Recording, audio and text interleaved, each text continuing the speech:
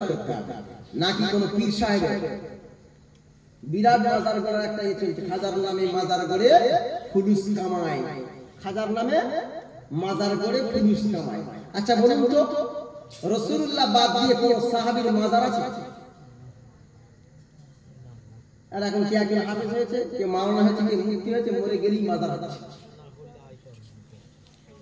মরে গেলেই মাজার, খাজার নামে মাজার করে পয়সা কামায়। আমিও যদি মনে মনে করি যে আমি একটা মাজার করব, একজন কি করেছিল জানেন? একজন গাধা মেরে দিয়ে একটা কি করেছিল, মাজার করেছিল। তা 100 বছর 200 বছর পরে সবাই টাকা দিয়ে যাচ্ছে, সবাই টাকা দিয়ে যাচ্ছে। এখন আরেকজন কি করেছে, বলছে ও তো গাধা করে, যদি গাধা মেরে যদি মাজার করে এত টাকা ইনকাম করতে পারে, তাহলে আমি গাধার বাচ্চাটা নিয়ে গিয়ে পরে বেশি করে ইনকাম করব। ও গাধার বাচ্চাটা মেরে এনে বিরাট একটা ফের মাজার করেছে, গড়ার ঘরে বিশাল চলছে।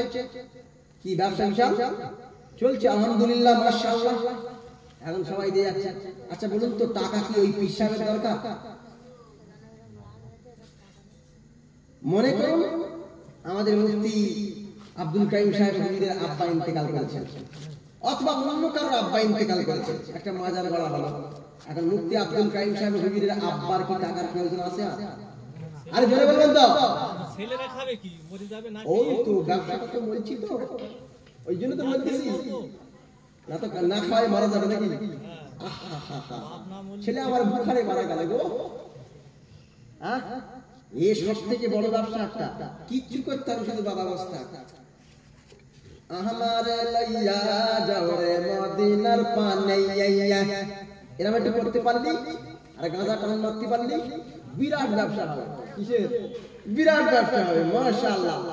চলিতে চরম চলে না, দিনে দিনে অবশ্যই, আগের বাহাদুরি এখন গেল কই। এইরকম একটা গান ধরতে হবে, ভাটিয়ালি গান, বিশাল একটা মাজার করতে হবে, করে এইবারে কামাবাটা দে দিয়ে যা। বিভিন্ন মাজারে দেখা যায়, ফটো আসে ফেসবুকে, এক মাজারে বিশাল টাকা। আচ্ছা মাজারগুলোর কোনো প্রয়োজন আছে? নেই তো। তাহলে টাকা কার প্রয়োজন? আমার আপনার প্রয়োজন, তাই না? আমার আপনার প্রয়োজন। দেখবেন পথচারী, কত পথ শিশু, তারা ঠান্ডায় কাঁপছে, কারণ তার গায়ে একটা কম্বল কিনে দেওয়া যায় না। রাস্তায় যাচ্ছে কত ভিখারি, ভালো করে খেতে পারে না, তার একটা খাবারের প্যাকেট কিনে দেওয়া যায় না। কত মানুষ ক্যান্সারের রোগী, সে হসপিটালে দুধতে দুধতে মারা যাচ্ছে, তার পাশে দাঁড়ানোর কেউ নেই, কারণ তার কাছে 10 টাকা দান করা যায় না। কত মানুষ তার কিডনি ড্যামেজ হয়ে গেছে, তার চোখ নষ্ট হয়ে গেছে, তার প্যারালাইজ হয়ে গেছে, তার এক্সিমা হয়ে গেছে, ঘা হয়ে গেছে, অসহায়, কিছু নাই, তাকে দান করা যাবে বেটা? মাজার আল্লাহকে দান করছে তুমি? মাজার আল্লাহর দরকার আছে? কবরকে হেফাজত করার কথা বলা হয়েছে, কবরকে সংরক্ষণ করার কথা বলা হয়েছে, কারণ তার ছেলে ফিরে নেই, তার নাতি নাতনি নেই, কবর হেফাজত করতে পারবে না। কবর তো একটা চারদিক থেকে পাঁচিল তুলে দিলেই তো কবর হেফাজত হয়ে যায়। বিশাল গম্বুজ করে এখন বিরাট বাবা ছিল, কিন্তু বাবা ছিল কি গাঁজা বাবা ছিল আল্লাহই জানে। টাকা কোথায় দেবেন? আজকের থেকে নিয়ত করেন, এতিমের সহায়তার জন্য দেব, শিক্ষার জন্য দেব, গরিবের দেব, অসহায় দেব, ক্ষুধার্ত দেব, পথ শিশুর দেব, যার দরকার টাকা তার দেব, যার দরকার নাই তার দেব।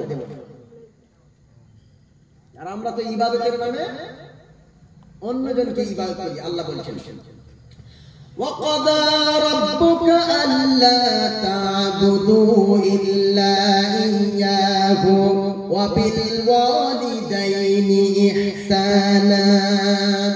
আল্লাহ তা'বুদু ইল্লা ইয়াহু, আল্লাহকে বাদ দিয়ে কারো ইবাদত করা যাবে না, ইল্লা ইয়াহু, তাকেই ইবাদত করতে হবে। জোরে বলবেন না সুবহানাল্লাহ? তার মানে এখান থেকে আল্লাহ শিরককে নির্মূল করে দিলেন, বললেন পৃথিবীর কোনো মানুষের সামনে মাথা নত করা যাবে না।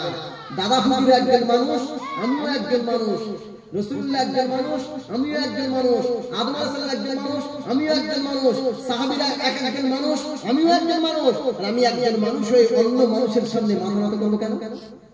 মাথা নত করব কার সামনে? আল্লাহর সামনে, স্রষ্টার সামনে। কোন সৃষ্টির সামনে মাথা নত চলবে না, সৃষ্টির সামনে মাথা নত চলবে না।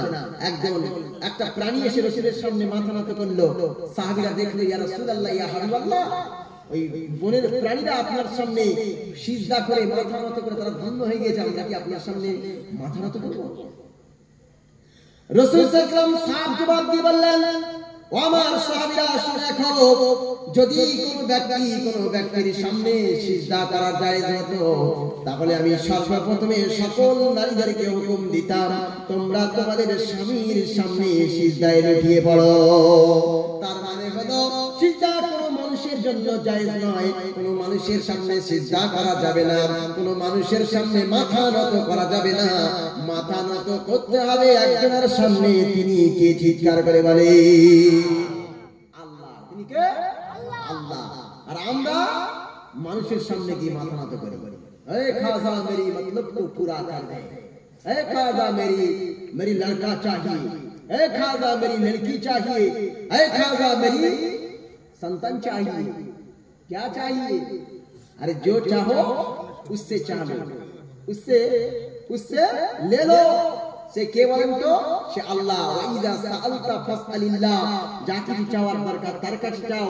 व इजा इस्ताअनता फस्ताइन बिल्लाह, जाके সাহায্য চাওয়ার দরকার হয় কার কাছে চাও? আল্লাহর কাছে। তিনি চাইলে পুত্র দেয়, তিনি চাইলে কন্যা দেয়, তিনি চাইলে উভয় দেয়, তিনি চাইলে বন্ধা বানিয়ে রাখে। আমরা বুঝি না।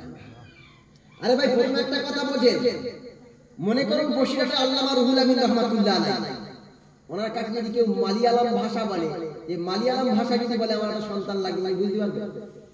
মারাঠি, গুজরাটি, তেলেগু, স্প্যানিশ, ইংলিশ আর উড়িয়া, যত ভাষা আছে পৃথিবীতে ৪৫০০-এর বেশি ভাষা আছে। তা মনে করুন বসিরহাটে আল্লামা ছিলেন, তা ৫০টা ভাষা জানতেন। কটা? ৫০টা না জানতেন ভাষা? অত জানতেন না, কারণ ডক্টর শহীদুল্লাহ ১৮টা ভাষা জানতেন। ৫০টা হতে পারে ৩০টা জানতেন মনে করুন। তা ৩০টা যদি ভাষা জানে, ৩০টা ভাষার বাইরে এখন শত শত রয়েছে ভাষা। ওই ভাষা যদি দাদা হুজুরের কাছে এসে চায়, বসিরহাট হুজুরের কাছে এসে চায় যে আমার একটা সন্তান দাও, বসিরহাট হুজুর কি ওই ভাষা বুঝতে পারবে? মানে কোন কাছে বসিরহাট হুজুর ছোট করলো? আরে ভাই বুঝতে পারবে কি পারেন না? বসিরহাট হুজুর বুঝতে পারবে? পারবে। অনেকে আমার ভাবছে যে বসিরহাট হুজুর ছোট করে যাচ্ছে বক্তাটা। আরে বসিরহাট হুজুরের কিতাব পড়ে আমি মানুষ হয়েছি ভাই। দাদা হুজুরের সিলসিলা আমি মানুষ হয়েছি ভাই, জামিয়ায় পড়ে ৮ বছর পরে আমি মানুষ হয়েছি। আমি বুঝি না? আমি আপনাদেরকে ভুল বুঝিয়ে যাবো? আমি তো এখানে আসি চ্যালেঞ্জ করে যাচ্ছি, যদি ভুল বুঝিয়ে যায় আমাকে ধরো।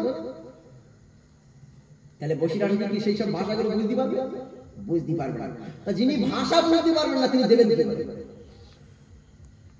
যিনি আমার চাওয়ার ভাষা বোঝেন না, যে আমি টাকা চাইলাম কি, পয়সা চাইলাম কি, ছেলে চাইলাম কি, গাড়ি চাইলাম কি, বাড়ি চাইলাম কি, আমি সম্মান চাইলাম কি চাইলাম, সে যদি বুঝতে না পারে দেবে কি?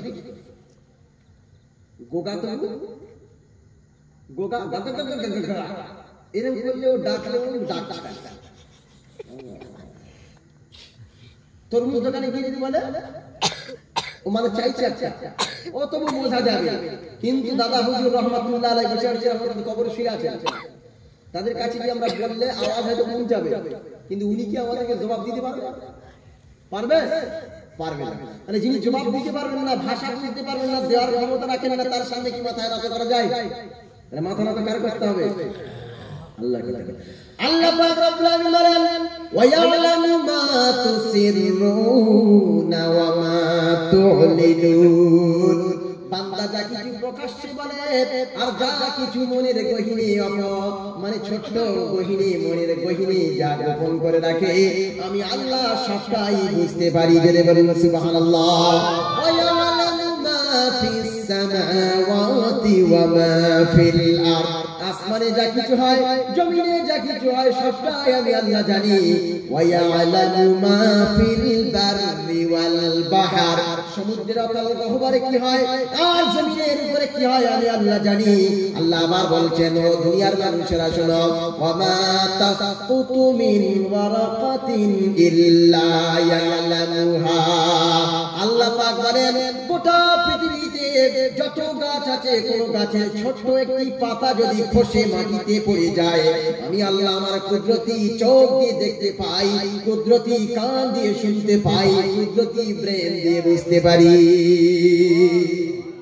এগুলো কি কোরআনের কথা বললাম নাকি আমার বাবার কথা বললাম? এই কথাগুলো বললাম কার কথা? আমার কথা না কার বাবার কথা? আমার কথা নয়, কারোর বাবার কথা নয়, আল্লাহর কথা। জোরে বলবেন না সুবহানাল্লাহ? তাহলে আল্লাহ মনের খবর জানেন। এই চশমার ফাঁক দিয়ে আমি কোন নারীর দিকে তাকালাম তা আল্লাহ নাই জানেন না। রোজার সময় ডুব মেরে কিভাবে পানিটা খেলাম মনে হয় আল্লাহ জানে না।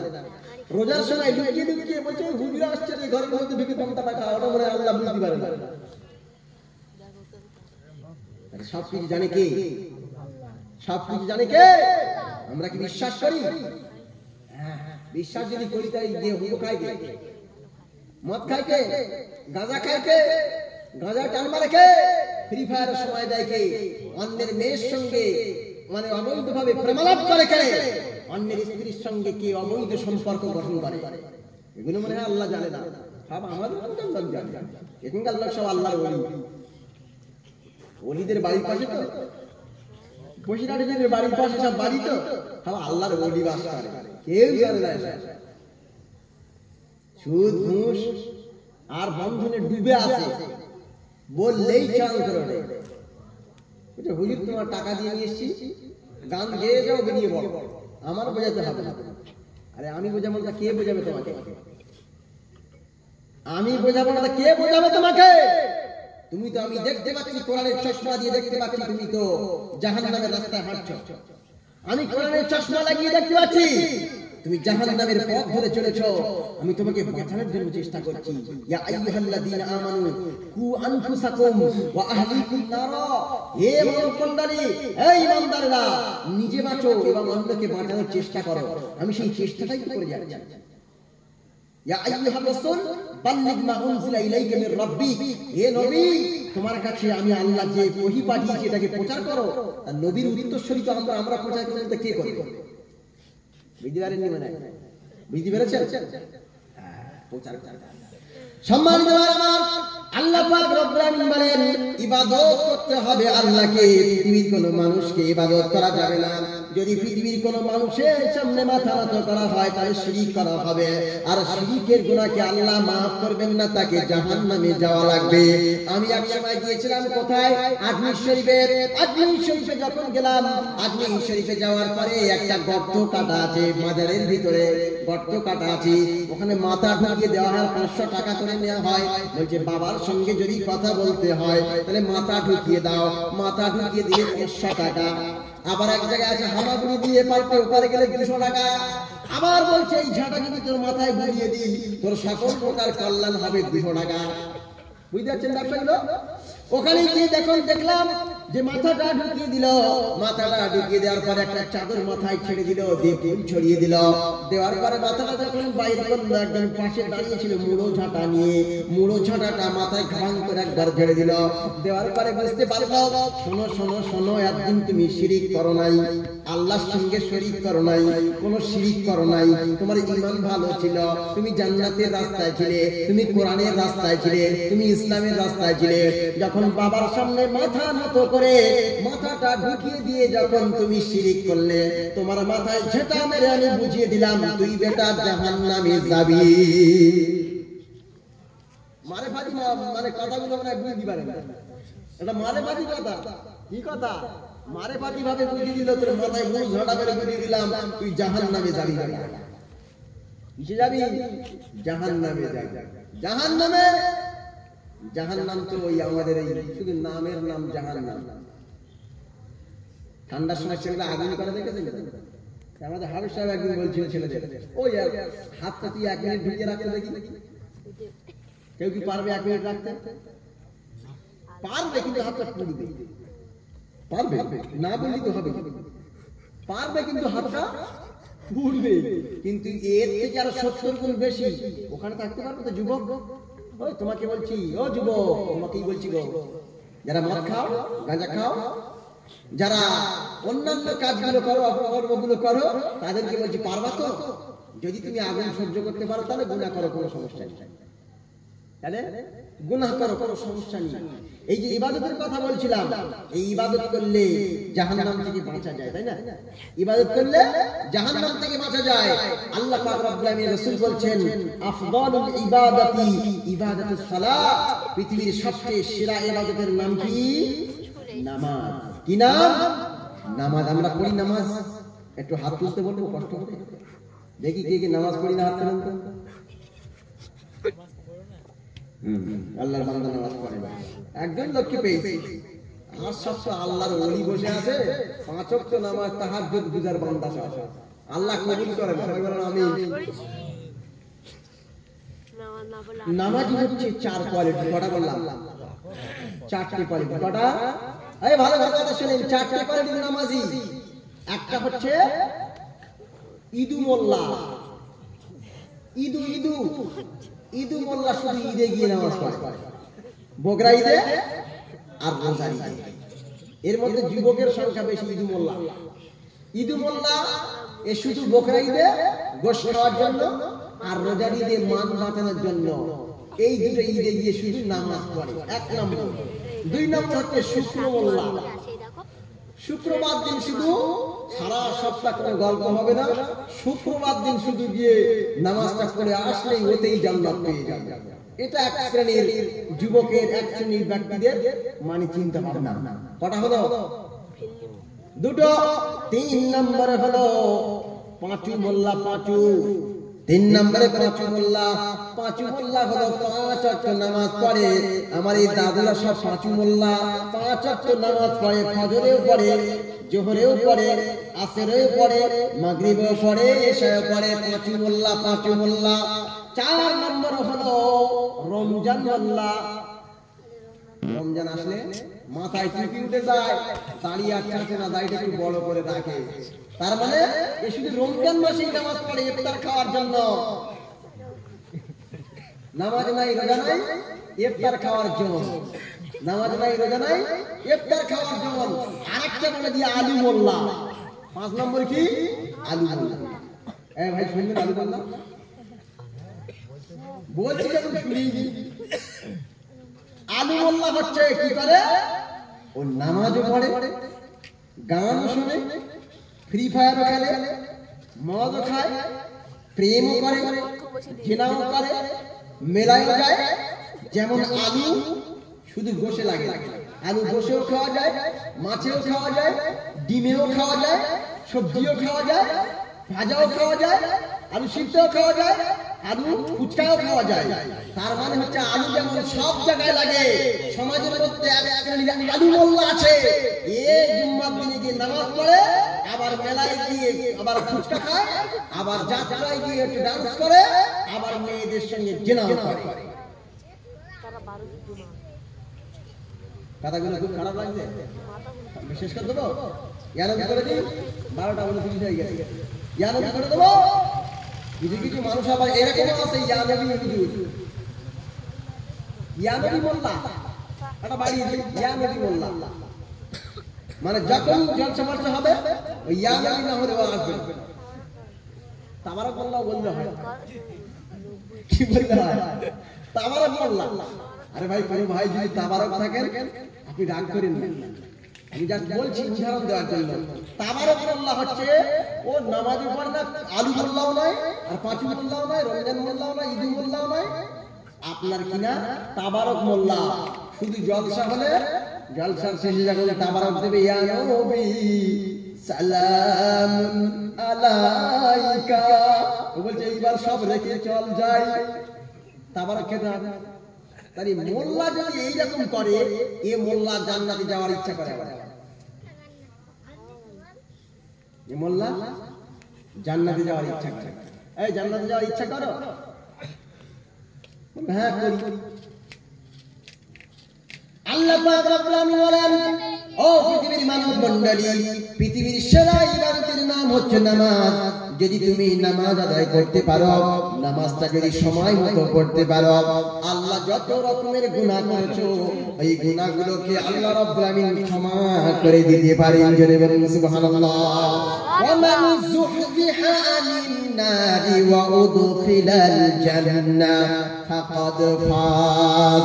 আল্লাহ পাক রব্বুল আমিন বলেন যে ব্যক্তি খারাপ রাস্তা ছেড়ে দিয়ে জান্নাতের রাস্তায় চলে আসে, জাহান্নামের রাস্তা ছেড়ে দিয়ে ভালো রাস্তায় চলে আসে, মদের রাস্তা ছেড়ে দিয়ে ভালো রাস্তায় চলে আসে, ঘুষের রাস্তা ছেড়ে দিয়ে ইসলামের রাস্তায় চলে আসে, সুদের ব্যবসা ছেড়ে দিয়ে যদি ভালো হালালের ব্যবসায় চলে আসে, যত রকমের খারাপ ব্যবসা আছে সকল খারাপ ব্যবসা যদি ছেড়ে দেয়, দিয়ে যদি আপনার কিনা আল্লাহর রাস্তা দিকে চলে আসে, আল্লাহ পাক রব্বুল আমিন বলছেন ফাকাদ ফাজ, সেই ব্যক্তি প্রকৃত উত্তীর্ণ এবং সফল কাম। জোরে বলুন সুবহানাল্লাহ।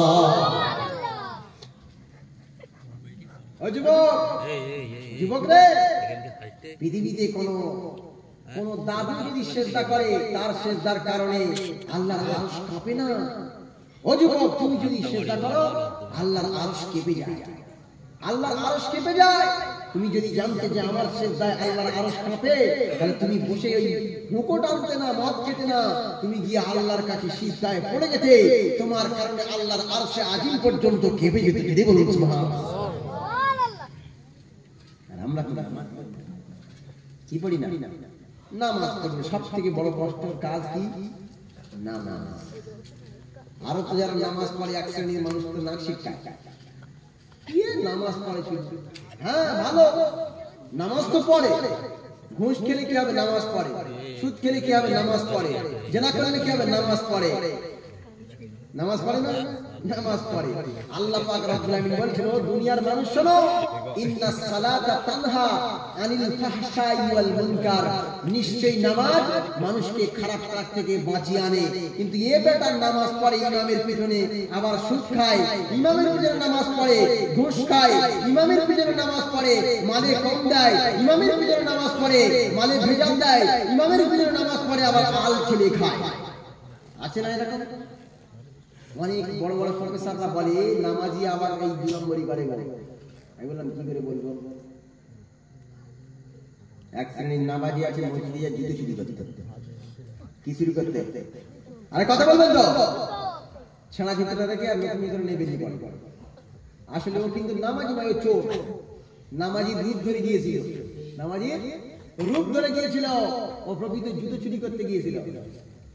আরে ভাই, আমার জুতো ফালতে গেছে, আমি আসবো না, কারণ নতুন জুতো নিয়ে চলে যাবো, ফিরে আসবো যে ভাই আমি নতুন জুতোটা ভুল করে নিয়ে গেছি, আবার দিয়ে গেলাম। কথা বুঝতে পারেননি? আমি দিয়ে গেলাম। তা আল্লাহ পাক রব্বুল আমিন বলছেন, নিশ্চয়ই নামাজ মানুষকে খারাপ কাজ থেকে বাঁচায়। আর এক শ্রেণীর মানুষ আছে কি? নামাজ পড়ো জেনা করো, নামাজ পড়ো মদ খাও, নামাজ পড়ো গুনাহগারি করো, নামাজ পড়ো চিটারি করো। নেই মনে হয় এরা। আরে বলুন তো, আল্লাহর কথা ঠিক না বান্দার কথা ঠিক? আল্লাহ বলছে নিশ্চয়ই নামাজ মানুষকে খারাপ কাজ থেকে বাঁচায়, আর এরা বলছে নিশ্চয়ই নামাজ পড়লে খারাপ কাজ করা যায়।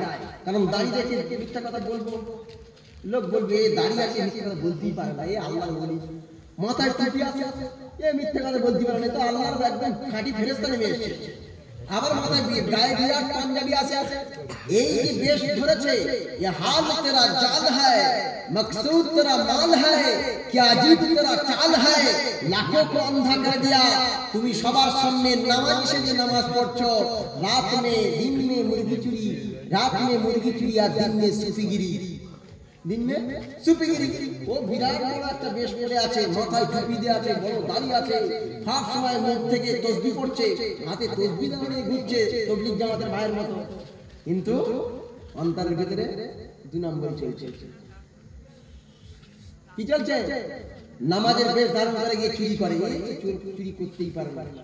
যখন ধরা পড়ে যায় সবাই গিয়ে মুখের দিকে দেখে, এ তো চুরি করার লোক না, ভালো লোক।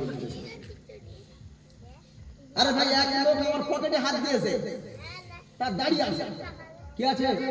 দাড়ি আছে, একটা ছেঁড়া টুপি মাথায় আছে। আমি ঘাত করে হাতটা ধরে ফেলি, হাতটা ধরে ফেলে আমি বললাম, ভাই তোর খাওয়া হয় না? চক, আমি তোকে মানে ফিরি ফিরি খাওয়াবো, তোর খাটতে হবে না, কিছু করতে হবে না, সারা জীবন তুই আমার বাড়ির পাশে খাবি, কিন্তু পকেট মারবি না। কি মারবি না? পকেট মারবি না। এই টুপির অপমান করলি, দাড়ির অপমান করলি, পাঞ্জাবির অপমান করলি। দাড়ি টুপি পাঞ্জাবি তোর বাপের, এটা সে মানে ড্রেস নয়, এটা হচ্ছে রাসূলুল্লাহর ড্রেস, এটা হচ্ছে রাসূলুল্লাহর রূপ, এটা হচ্ছে রাসূলুল্লাহর মানে চিহ্ন। তুই সেটা নিয়ে চুরি করছিস, মানে তোর আর ডাবল শাস্তি হবে। আল্লাহ পাক কোরআনের মধ্যে বলেন ইন্নাস সালাতা তানহা আনিল ফাহশাই ওয়াল মুনকার, নিশ্চয়ই নামাজ মানুষকে খারাপ কাজ থেকে বাঁচায়, শরিয়ত বিরোধী কাজ থেকে বাঁচায়, বরহিত কাজ থেকে বাঁচায়, অপকর্ম থেকে বাঁচিয়ে নেয়। কিন্তু আমরা নামাজ পড়ি কিন্তু খারাপ থেকে বাঁচতে পারছি না। বহু মানুষ নামাজ পড়ে খারাপ থেকে বাঁচতে পারে নাই, বহু মানুষ নামাজ পড়ে অপকর্ম থেকে বাঁচতে পারে নাই, বহু মানুষ নামাজ পড়ে কিন্তু খারাপ জিনিস থেকে বাঁচতে পারে নাই। তার মানে হলো, শুনুন একটা কথা বলি, আপনার সার্ফ দিয়ে, সাবান দিয়ে, সোটা দিয়ে যদি কাপড় পরিষ্কার করেন পরিষ্কার হয়ে যাবে, কিন্তু ওই সার্ফ, শ্যাম্পু আর সোটা দিয়ে কোনদিন কয়লা ধুইলে ময়লা যাবে না। আল্লাহর কথা সঠিক। আল্লাহ নিশ্চয়ই নামাজ মানুষকে খারাপ কাজ থেকে বাঁচায়। তা যদি না হতো তাহলে ওমরের মতো হতো না, আবু বকরের মতো হতো না, ইমাম বুখারীর মতো হতো না, ইমাম আবু হানিফার মতো হতো না। এরা নামাজ পড়ে ইবাদত করে আল্লাহর বড় বড় ওলিতে ইমামে পরিণত হয়েছে। জোরে বলুন সুবহানাল্লাহ। আমরা কিন্তু নামাজ পড়ছি পরিবর্তন হতে পারি। তার মানে আমাদের ভিতরটা কয়লা, কি ভিতরটা কয়লা। যত সাবান দেওয়ার, শ্যাম্পু দেওয়ার, সোটা দাও, এ মাল ধুইলে মাল সোজা হবে না, ভিতরটা কয়লা হয়ে যাবে। ওকে কি করতে হবে জানেন? ওকে সেই মানে কি বলে, আমার মনে আসছে না, ওই ভাটায় সেসব ঝামাইটা কি বলে, ঝামাই দিয়ে যেমন কাঠ ময়লা পরিষ্কার করা হয়, ঠিক এদের মনে হয় ভিতরটা কেটে আর ওই ঝামাই দিয়ে ফেলার দরকার। বেটা নামাজও পড়ে, সুদও খায়, নামাজও পড়ে, 2 নম্বরইও করে। চাচা নামাজ পড়ে গিয়ে ভোরের বেলা উঠে বর্ষার সময় আল কাটতে শুরু করেছে। আল কাটতে ওদিকে মানে ঠিক আছে, এদিকে ঠিক আছে, মাঝখানে পুলসি রাত লাগে, কেটে লোকের ভিতরে ঢুকে গেছে। এইরকম বেঁকিয়ে আল যাচ্ছে। কি হলো তো আমার যাই, এক পেডাল মারলো, আরেক পেডাল মারতে 5 ফুট এগিয়ে গেছে। আল ঠেলে বাঁকিয়ে ফেলেছে।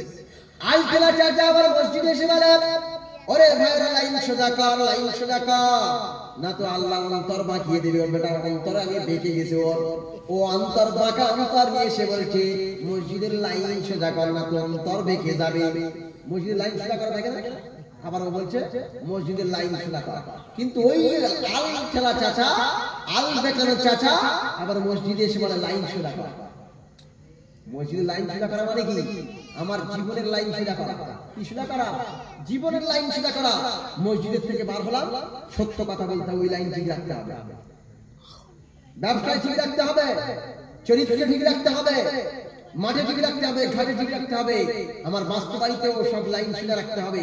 সকল ক্ষেত্রে লাইন সোজা রাখার শিক্ষা দেয় নামাজে লাইন সোজা করা। জোরে বলবেন না সুবহানাল্লাহ। আমরা কি করি? আমরা শুধু মসজিদে লাইন সোজা করি আর বাইরে গিয়ে সব দেখা। এক চাচা কি করেছে, সারাদিন নামাজ পড়ে, দাড়ি তার সাদা হয়ে গিয়েছে, মাথায় বিরাট পাগড়ি বেঁধে আছে, গায়ে বিশাল ড্রেস আছে তার। সারাদিন মসজিদে কি করে? নামাজ পড়ে, কোরআনের তেলাওয়াত করে, তাসবিহ পাঠ করে। এখন ছেলেরা জিজ্ঞাসা করলো, বাবু আপনি তো নামাজ পড়েন, সারাদিন তো এখানে আছেন, কিন্তু আপনার সংসার ধর্ম চলে কি করে? বলছে বাবু শোনো, আমার 3 বিঘা জমি ছিল, ওই 3 বিঘা জমিকে আমি 15 লক্ষ টাকায় বিক্রি করেছি। 15 লক্ষ টাকায় যখন বিক্রি করলাম, বিক্রি করার পরে 15 লক্ষ টাকা আমি ব্যাংকে রেখে এসেছি। ব্যাংকে রেখে আসার পরে ওই ব্যাংকে প্রতি মাসে যে টাকার ছানা বাচ্চা ওঠে, ওই ছানা বাচ্চা তুলে এনে আমি রান্না করি আর খাই। শয়তান, টাটকা শয়তান। 15 লক্ষ টাকা রেখেছে, রাখার পরে প্রতি মাসে 1000 টাকা করে সুদ পায়। 1000 টাকা যখন 15 লক্ষ টাকা বাচ্চা তোলে, ওই টাকায় ওর স্ত্রীর কাছে গিয়ে খাবার কিনে দিয়ে আসে। ওর স্ত্রী ভালো হালুয়া, পোলাও, কোপ্তা করে রাখে, ও মাল সেই খাবার খায় আর নামাজ পড়ে। ওর নামাজ তো চুলোই যাবে। কোথা যাবে ভাই? কথা বুঝে আসছে না? বুঝে আসবে না, যদি ঘুমিয়ে শুনে বুঝে আসে না। যে জেগে ঘুমায় ওরে কেউ ঘুম থেকে জাগাতে পারে না। যে জেগে ঘুমায় তারা কেউ ঘুম থেকে জাগাতে পারে না, যতই তুমি টাইট বক্তব্য দাও না কেন। আরে ভাই আমার এখন নাই বক্তব্য, দাওয়াত করেছেন পরে করবেন না, আমার কোনো যায় যায় না, ভিক্ষা করে খাবো তাও বিয়ার চেষ্টা কথা। সঠিক কথা বলে যাবো আমি একজনকে, অন্তত একজন যদি আমার এই বক্তব্যে পরিবর্তন হয়, নামাজ পড়ে না, আমার জীবন সত্য কথা। আমার দাওয়াতের দরকার নাই, আমার দাওয়াতের দরকার হতো আমি কানে টান দিয়ে একবার ঘটনা বলে বেরিয়ে যেতাম না, আমাকে এত যুক্তি দিয়ে বোঝালে কি দরকার।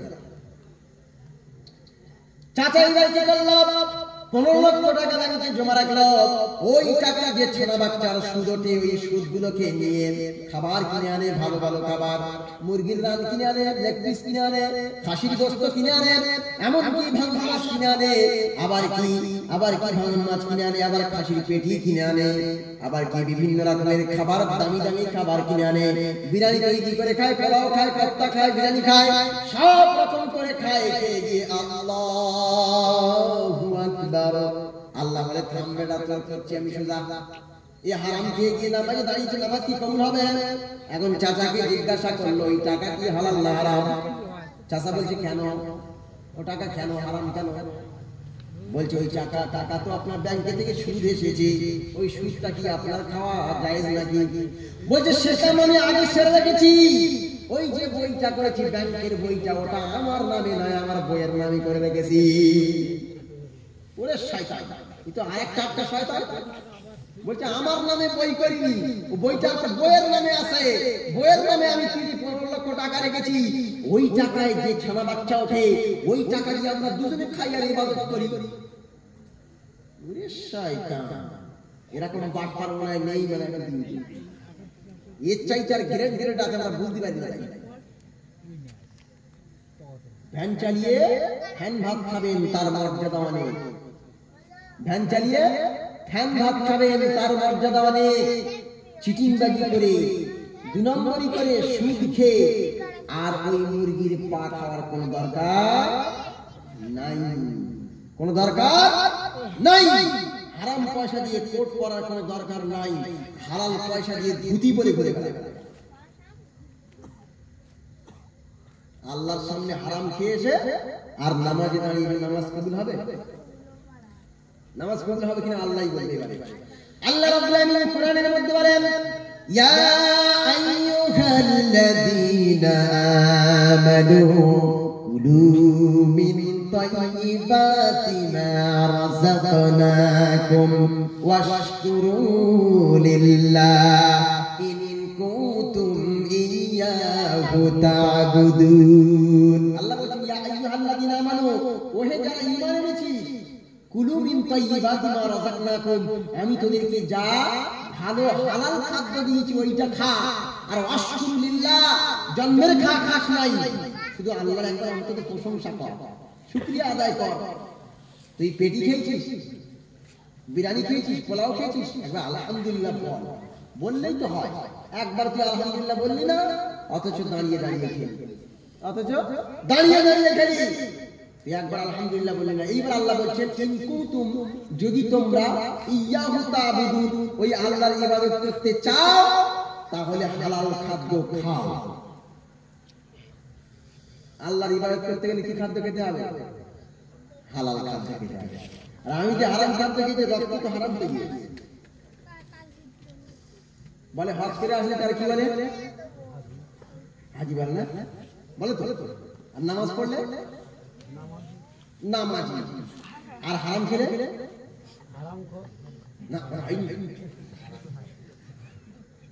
হারামি। হজ করলে সবাই বলে হাজি, নামাজ পড়লে বলে নামাজি, আর হারাম খেলে হারামি। কি সুন্দর মিল না,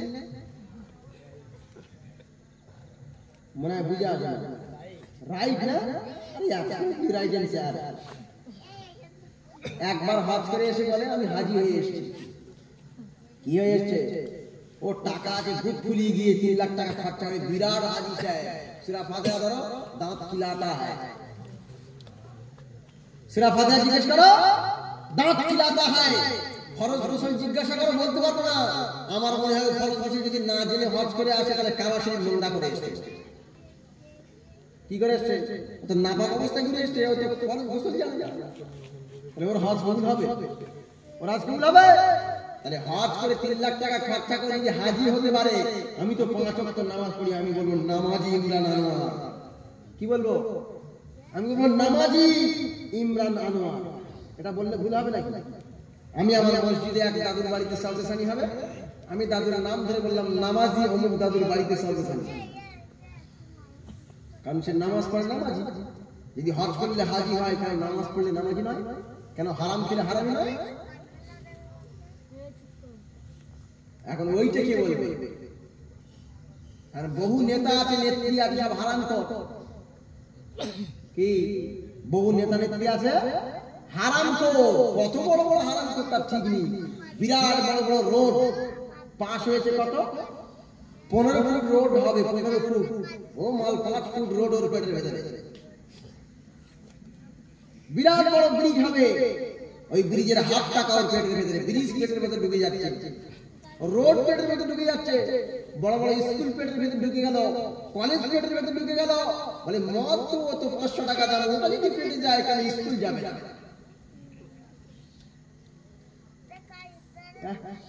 এগুলো মানে খুব কষ্ট লাগে না? রাত 12টার সময় এত হাই ডোজ দিলে হয়? একটু নরমাল করে দিতে হয়। আল্লাহ পাক রব্বুল আলামিন বলেন, বান্দা রে তুই গুনাহ করেছিস, পাপ করেছিস, তুই তওবা কর, ফিরে আয়। অনেক পাপ করেছিস, জিনা করেছিস, বিনাম্বরি করেছিস, বাটপাটি করেছিস, সারা জীবন ধরে তুই অসৎ কাজ করেছিস, গুনাহ করেছিস, পাপে ডুবে গিয়েছিস। আল্লাহ পাক বলেন, ও দুনিয়ার মানুষেরা, আল্লাহ পাক বলেন, ও দুনিয়ার মানুষেরা ফিরে আয়। আল্লাহ পাক বলেন, আইয়ুহাল্লাযীনা আমানু তুবু ইলাল্লাহি তাওবাতান নাসুহা। আল্লাহ পাক বলেন, ওরে বান্দা তুই গুনাহ করেছিস, না করেছিস, পাপ করেছিস, সব কিছু করেছিস, আমি বুঝতে পেরেছি।